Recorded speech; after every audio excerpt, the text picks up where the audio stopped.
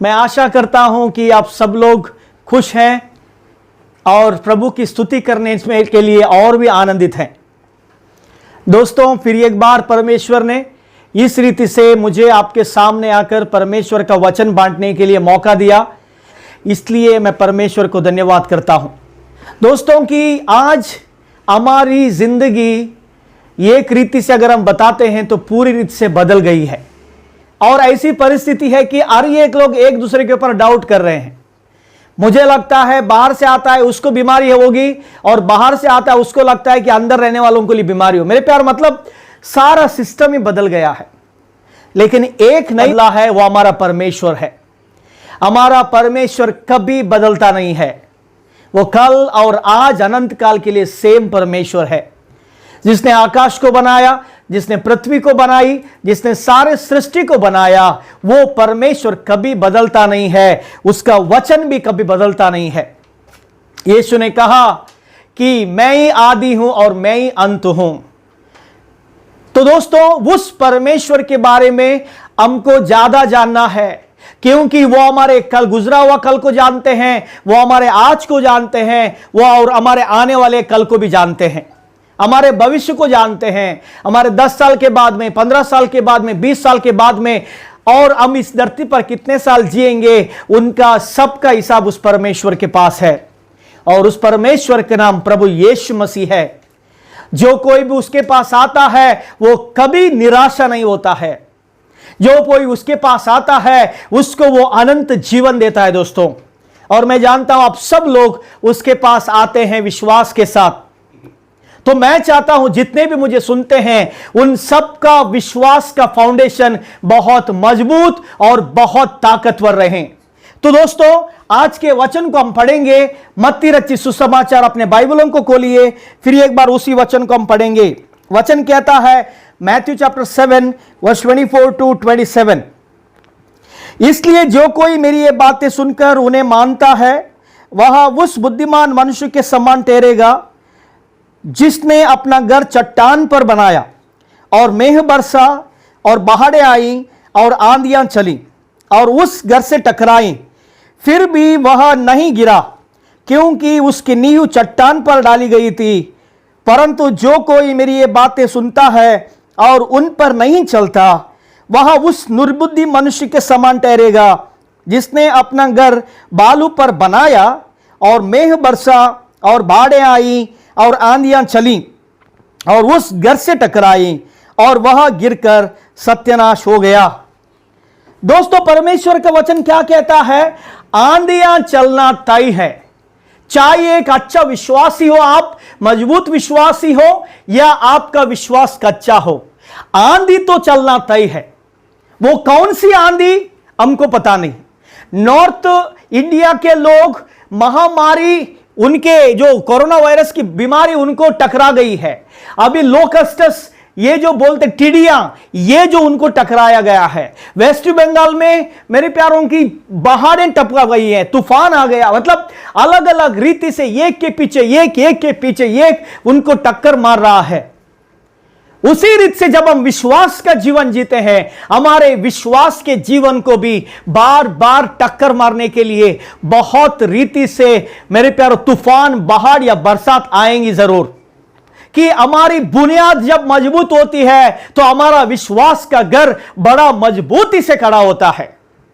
अगर हमारा बुनियाद जो परमेश्वर के वचन पे नहीं होती है तो मेरे प्यारों हमारा घर गिर के खत्म हो जाता है। मैं आपको एक कहानी बताकर उसके बाद में परमेश्वर के वचन से ध्यान करने जाएंगे। बहुत इंटरेस्टिंग और बहुत महत्वपूर्ण कहानी है दोस्तों। मैं चाहता हूं आप सब लोग सुने। 150 साल पहले, 150 ईयर्स पहले, वेल्स एक देश है जो ग्रेट ब्रिटेन जो बोलते हैं उसके साथ वो जुड़ा है। उस देश में एक बहुत बड़ी परमेश्वर की बेदारी आ गई, रिवाइवल आ गया, और उधर रहने वाले लोगों के जीवन को उस रिवाइवल ने परिवर्तन किया। वो लोगों ने यीशु को विश्वास किया और उसके द्वारा परमेश्वर का सुसमाचार अद्भुत रीति से दुनिया में चलने लगा। और अमेरिका के बैप्टिस्ट चर्च जो हम बोलते हैं, अमेरिकन बैप्टिस्ट चर्च, उसमें यह वचन पहुंचा और उधर भी एक बहुत बड़ी बेदारी आ गई। उधर से बहुत से लोग अपना जीवन प्रभु यीशु को देकर मिशनरी बनकर दुनिया के कोने कोने में गए मेरे प्यारों। और एक बड़ा टीम अमेरिका से सीधा आया असम। ओके, उस असम में एक ट्राइब है, उस ट्राइब का नाम है गारो। अब असम के लोग अगर आप मुझे सुनते हैं तो आपको पता चलेगा, गारो ट्राइब था। ये ट्राइब के लोग असम में रहते थे, अभी वो अलग होकर मेघालय हो गया है, इसीलिए थोड़े लोग गारो ट्राइब के मेघालय में रहते हैं, थोड़े लोग असम में रहते हैं। अभी ये ट्राइब में रहने वाला एक व्यक्ति 150 साल पहले प्रभु यीशु मसीह का वचन सुनता है और वो यीशु को स्वीकार करता है, उसकी पत्नी और बच्चे भी स्वीकार करते हैं। और ये आदमी उधर ही रुकता नहीं है, उसको जो नया जीवन मिला है यीशु के द्वारा, उस जीवन को अपने गांव के लोगों को भी बांटता है। और ऐसे ऐसे करते हुए उस गांव के लोग प्रभु यीशु को स्वीकार करने लगते हैं। और यह बात उस गांव में रहने वाले मुखिया को बिल्कुल पसंद नहीं आती है मेरे प्यारों। मुखिया को गुस्सा आता है और मुखिया सारे गांव को इकट्ठा करता है इस परिवार के साथ। और ये जो परिवार जो है अभी सारे गांव के लोगों के बीच में खड़ा है और उसका मुखिया मेरे प्यारों उधर सामने खड़ा है और लोगों ने इस परिवार के पकड़ के रखा है। ये जो परिवार है, जो आदमी, जो ब्रदर है जिसने यीशु को विश्वास किया था, उसका नाम है नॉक्सेंग। नॉक्सेंग करके उसका नाम है। इस नॉक्सेंग के पास गांव का मुखिया कहता है, उसको कहता है कि तू ये तेरा विश्वास छोड़ना पड़ेगा। अगर तू ये तेरा विश्वास को नहीं छोड़ेगा तो तुझे बहुत बड़ी कीमत चुकानी पड़ेगी। दोस्तों, जैसे ही जो मुखिया बोलता है उसको कि तुझे बड़ी कीमत चुकानी पड़ेगी, उस समय पर मुस्कुराते हुए ये जो नॉक्सेंग कहता है, I have decided to follow Jesus, no turning back, no turning back. मतलब यीशु के पीछे मैं चलने लगा हूं, पीछे नहीं मुड़ूंगा, पीछे नहीं मुड़ूंगा। दोस्तों, उसी समय पर उस मुखिया उसके दोनों बच्चों को पकड़ता है और उन दोनों बच्चों को मेरे पर बाण जो होते थे, क्योंकि वो असम का ये ट्राइब हंटर था, शिकारी करने वाला था, वो शिकारी करने वाला बाला है, उसी के बाले में दोनों बच्चों को खत्म कर देता है उधर ही अपने बाप के सामने, क्योंकि बाप ने प्रभु यीशु मसीह को स्वीकार किया है। मेरे प्यारों, दोनों बच्चों को मारने के बाद में उसको पत्नी को पकड़ते हैं और पत्नी को लेकर तलवार में बताता है मुखिया कि अभी तुम्हारे 2 बच्चे तो मर गए, अगर तू अभी यीशु को छोड़कर हमारे इसमें पीछे नहीं आएगा, तुम्हारी बीवी को हम मार के खत्म करेंगे। दोस्तों, बहुत दर्द भरा समय था। आप सोचो कि अगर मेरे और आपके जीवन में ऐसी हालात आती है, ऐसा हालात का सामना करना पड़ता है, तो हमारा विश्वास कैसा रहेगा। अगर हमारा विश्वास ही का बुनियाद मजबूत नहीं है तो एक थप्पड़ पड़ने से ही हम यीशु को इनकार करेंगे। लेकिन जब एक व्यक्ति के विश्वास मजबूत होता है, एक व्यक्ति का विश्वास ताकतवर होता है, तो मेरे पर उसके सामने मौत भी आती है तो विश्वास से वो गिरता नहीं है। आज मैं आपको आगे बढ़ता हूं। अभी पत्नी के गले पर तलवार रखी हुई है और बड़ी धमकी दी गई है और धमकी के साथ कहता है कि अगर तू अभी यीशु को इनकार नहीं करेगा तो तेरे पत्नी को हम मार के खत्म करेंगे। अब जानता है उस समय पर नॉक्सेंग क्या कहता है, वो कहता है, Thou no one joins me, I will follow। इसका मतलब कोई भी मेरे साथ ना आए फिर भी मैं प्रभु यीशु मसीह का पीछा ही करूंगा। मतलब मेरे पत्नी, मेरे बच्चे मुझे छोड़कर चले जाएं, लेकिन फिर भी मैं यीशु का ही पीछा करूंगा।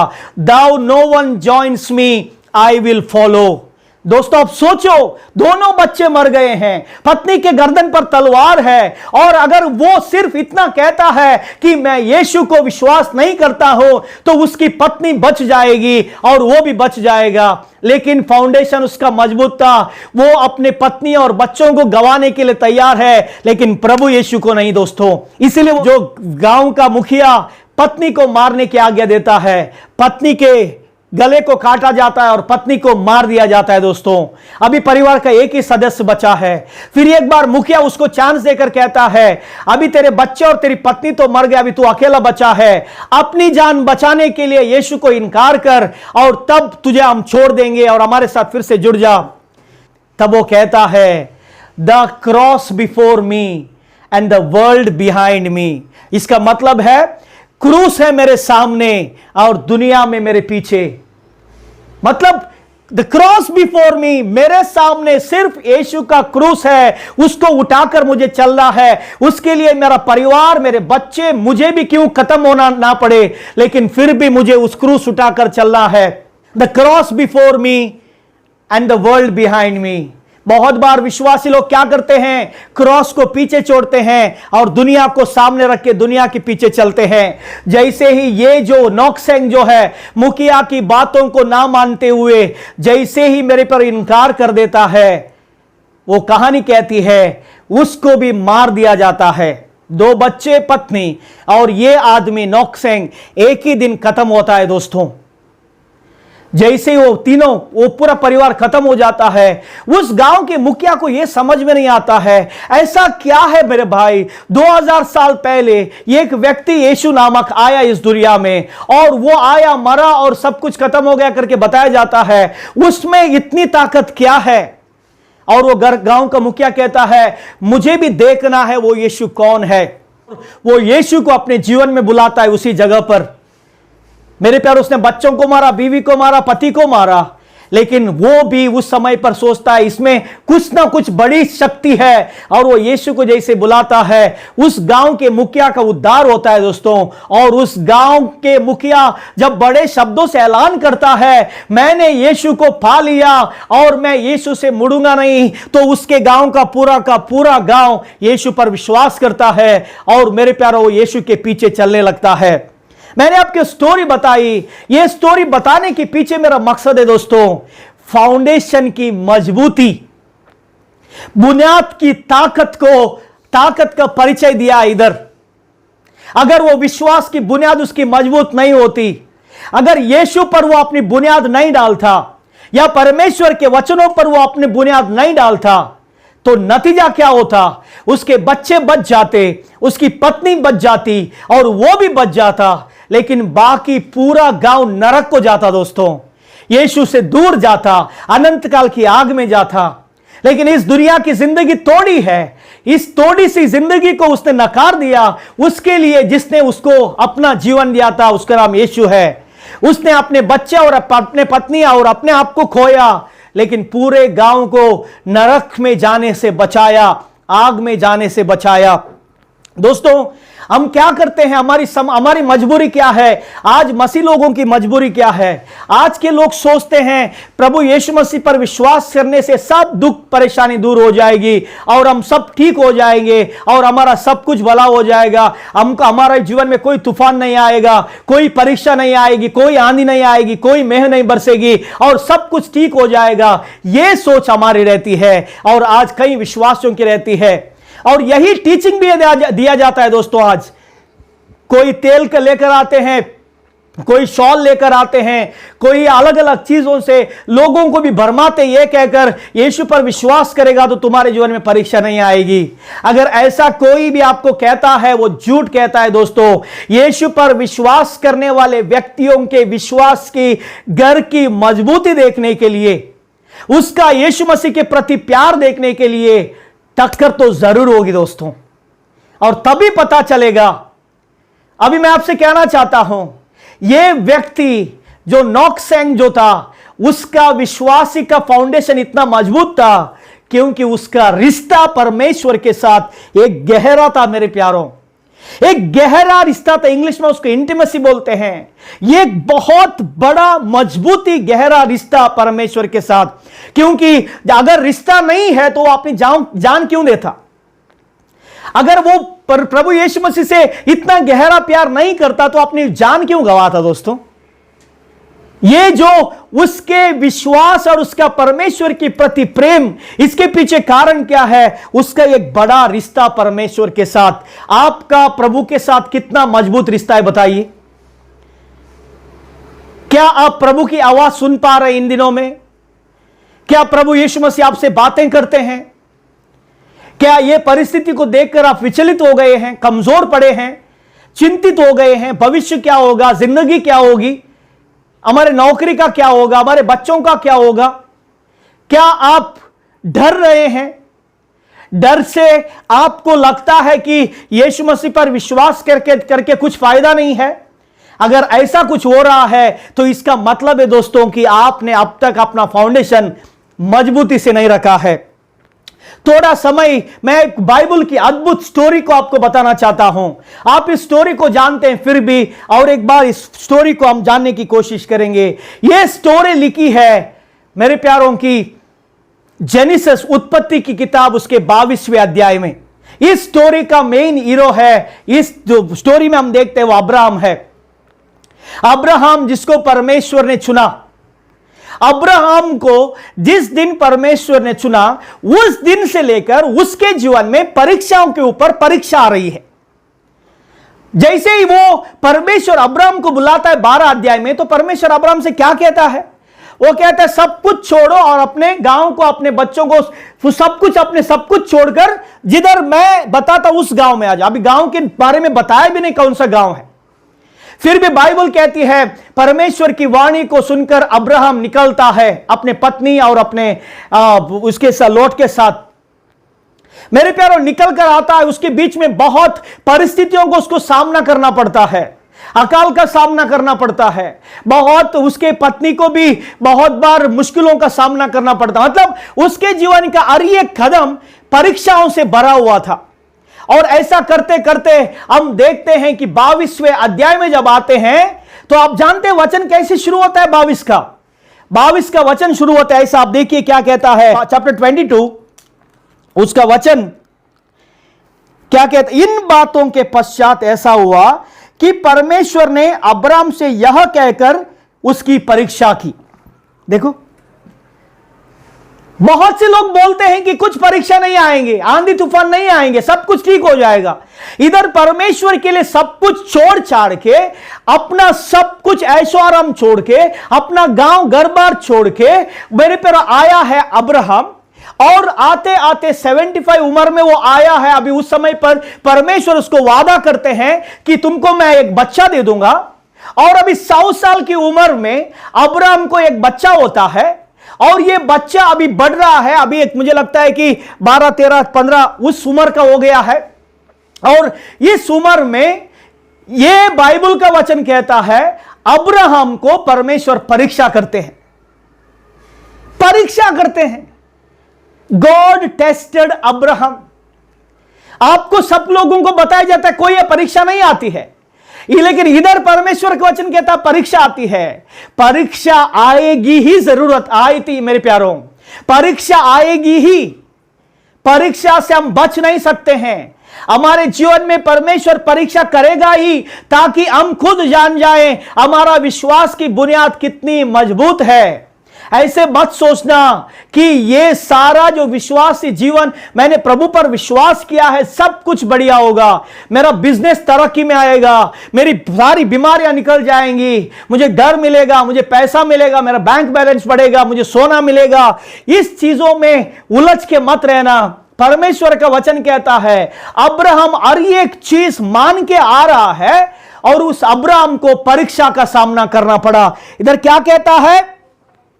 अब्राहम से यह कहकर परीक्षा की, हे अब्राहम, उसने कहा देख मैं यहां हूं।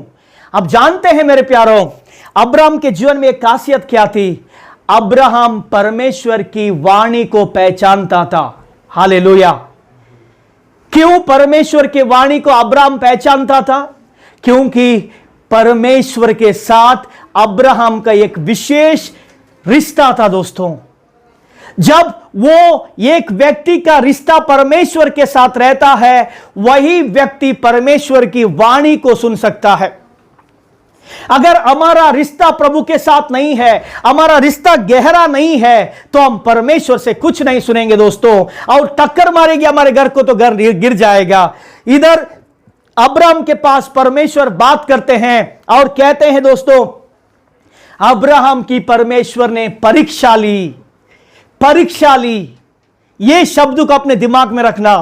तुम्हारे विश्वास के जिंदगी के कई समय पर परमेश्वर आपकी परीक्षा ले सकता है, और वो परीक्षा किस रीति से आएगी हमको पता नहीं, कुछ भी हो सकता है दोस्तों, लेकिन परीक्षा के लिए तैयार रहना। अभी अब्राहम के लिए परीक्षा क्या थी? बहुत बड़ी डेंजरस परीक्षा थी दोस्तों। क्या कहता है वचन दूसरा में? उसने कहा, अपने पुत्र को, अर्थात अपने एकलौते पुत्र ईसाक को, जिससे तुम प्रेम रखता है, संग लेकर मोरिया देश में चला जा, और वहां उसकी एक पहाड़ के ऊपर, जो मैं तुझे बताऊंगा, होम बलि करके चढ़ा। दोस्तों, आप जानते हैं कि परमेश्वर अब्राहम की परीक्षा करता है और क्या पूछता है?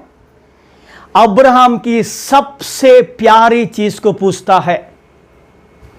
और अब्राहम जिससे उस संदर्भ में, उस समय पर, अब्राहम के समय पर, अब्राहम के पास रहने वाले लोगों में से सबसे ज्यादा अगर अब्राहम किसी से प्रेम करता था, वो तो था ईसाक दोस्तों, क्योंकि उसके बुढ़ापे में अब्राहम को बच्चा हुआ था। अब्राहम उसको अपने कंधे से शायद नीचे रखता था, नहीं रखता था, पता नहीं है। ईसाक उस घर की शांति दोस्तों। अब्राहम ईसाक के साथ इतना प्यार से, इतना एक नजदीकी स्थिति जीता था, और उसका प्यार की वर्णन करना मुश्किल है। अब्राहम का तो एक ही लौता बेटा था, और अब्राहम को 100 साल की उम्र में मिला था, और उसको परमेश्वर पूछता है कि मेरे लिए बलि चढ़ा, होम बलि चढ़ा। दोस्तों, कोई साधारण परीक्षा नहीं है। सबसे कीमती, सबसे प्यारा वस्तु जो बोलते उसको पूछता है परमेश्वर। अब्राहम के लिए सबसे इंपॉर्टेंट कीमती चीज को पूछता है परमेश्वर। दोस्तों, अगर मुझे और आपको ऐसा परमेश्वर पूछता तो हम क्या कहते? शायद हमारे बीच में बहुत से लोग कहते ये परमेश्वर की वाणी नहीं है, ये शैतान की वाणी है। ऐसे कैसे कर सकते हैं परमेश्वर? परमेश्वर ने तो ही दिया है, परमेश्वर देगा और परमेश्वर निकाल देगा। हम ऐसे बोलते और उस बात को टाल देते मेरे प्यारों।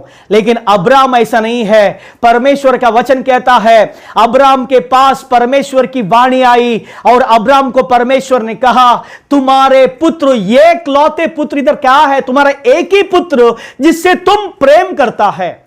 इधर अब्राहम के प्रेम की परीक्षा होती है। अब्राहम को टेस्ट करना चाहता था कि अब्राहम का विश्वास और परमेश्वर के प्रति प्रेम का फाउंडेशन कितना मजबूत है। परमेश्वर उसको याद दिलाता है, तुम्हारा एक ही पुत्र जिससे तुम प्रेम करता है। हालेलुया! कितनी बड़ी कठिन परीक्षा अब्राहम के सामने। मेरे प्यारो, एक ही बात से वो टुकड़ा दे सकता था। नहीं प्रभु, ये तू नहीं बोल रहा है, कोई शैतान बोल रहा है। नहीं प्रभु, जो तूने दिया था फिर से तुझे मैं वापस नहीं दूंगा।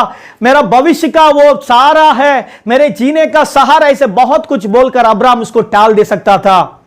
लेकिन अब्राहम टालता नहीं है दोस्तों। वचन तीसरा पढ़िएगा। तीसरे में क्या लिखता है? तुरंत हम पढ़ेंगे।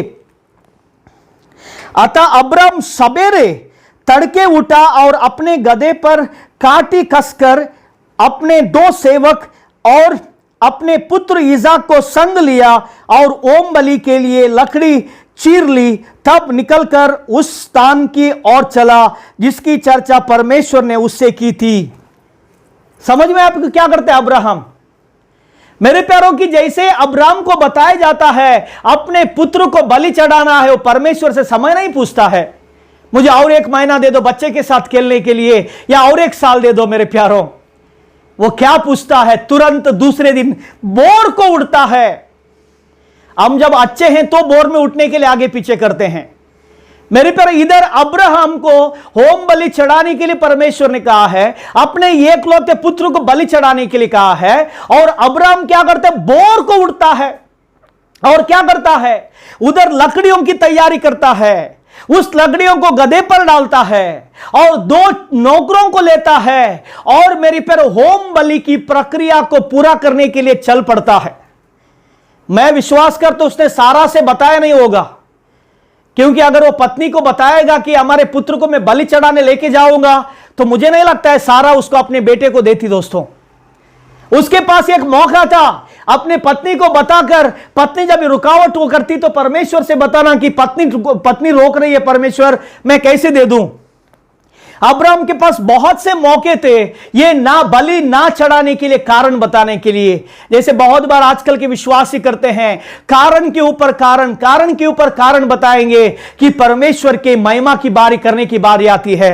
इधर अब्राहम कारण नहीं ढूंढता है, लेकिन अब्राहम परमेश्वर की बातों की आज्ञा को मानकर चलने के लिए निर्णय लेता है। एक नहीं, 2 नहीं, 3 दिन दोस्तों, गधे के ऊपर लकड़ियां हैं, बेटा और बाप साथ में चल रहे हैं 2 नौकरों के साथ। कितना दिन? 1 दिन, 2 दिन, तीसरा दिन। सोचो, इन 3 दिनों में अब्राहम पूरी कोशिश कर सकता था कि अपने बेटे को बलि ना चढ़ाने के लिए। मेरे पर परमेश्वर अब्राहम से कह सकता था कि तुरंत उधर बाजू में जाकर बलि चढ़ा, बहुत कुछ हो सकता था, लेकिन अब्राहम उसको 3 दिन चलाता है।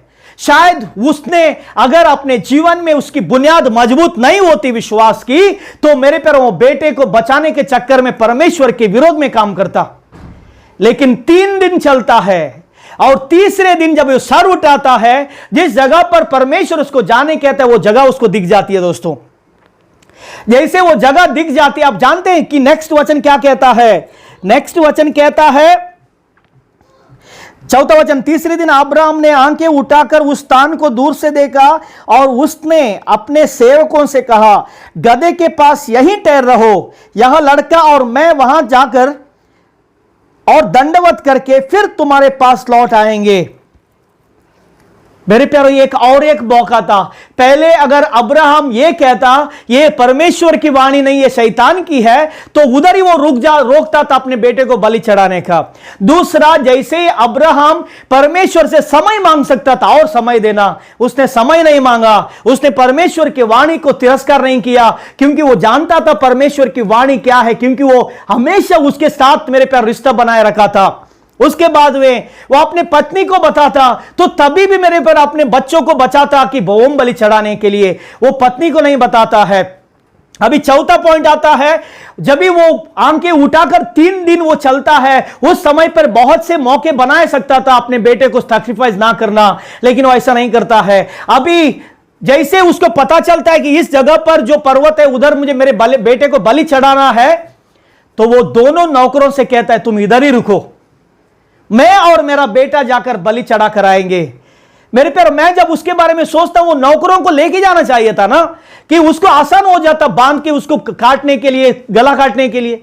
लेकिन अब्राहम उसको क्यों लेके नहीं जाता है? उसके पीछे राज है मेरे प्यारों, कि अगर वो दोनों सेवकों को अब्राहम लेकर जाता, तो अब्राहम को अपने बेटे को बलि चढ़ाने के लिए वो मौका नहीं देते।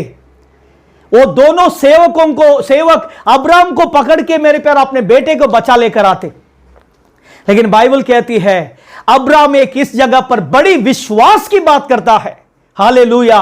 वो अपने नौकरों से कहते तुम इधर ही रुकना गधे के साथ, मैं और मेरा बेटा जाएंगे, परमेश्वर को दंडवत मतलब वर्शिप करेंगे और दोनों साथ में लौट आएंगे। मेरे प्यारों की, परमेश्वर को बलि चढ़ाने के लिए बेटे को लेके जा रहा है, लेकिन बातें विश्वास की कर रहा है। उसको पता था मेरा परमेश्वर कुछ ना कुछ करके मेरे प्यारों की परिस्थिति को संभालेगा, क्योंकि उसके विश्वासी का बुनियाद इतनी मजबूत थी। बाइबल कहता है, आगे पढ़ते हैं, बेटा और बाप दोनों जाते हैं लकड़ी बेटे के कंधे पर। वो यीशु मसीह को दिखाता है मेरे प्यारों, कि बेटे के कंधे पर लकड़ी लगाकर मेरे प्यारे मोरिया के उस पर्वत पर दोनों चलने लगते हैं।